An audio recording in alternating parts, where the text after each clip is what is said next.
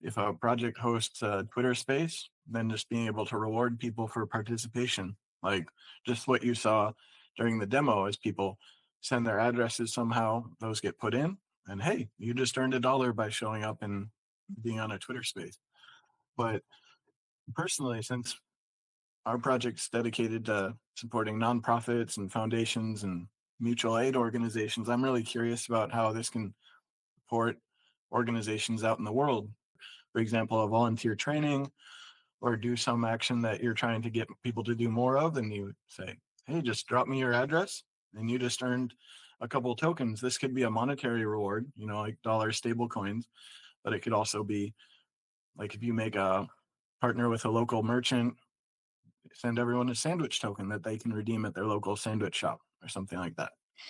Another one would be like a learn to earn type of use case where I used to be a teacher. So, like when I taught in Vietnam, sometimes if the students weren't feeling it, I'd have a bag of candy. And I said, all right, if you fill out this worksheet by the end of the class, everyone who finishes it gets a piece of candy. And boy, participation skyrockets. It's kind of a cheat code.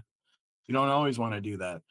But I really see there's some potential here for learn to earn, you know, especially now that more education's moving online, saying, all right, everyone who finishes the extra credit project, you get a gold star token.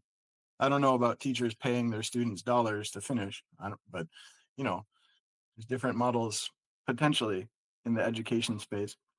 And then the final one be I know a lot of Web3 projects um, incentivize participation by saying, all right, if you go through steps 1, 2, 3, finish this quest, or if you program this sample DApp, then we'll reward you. I see different blockchain foundations using this methodology to bring developers into their ecosystem, or projects saying, if you finish this, we'll send you an airdrop.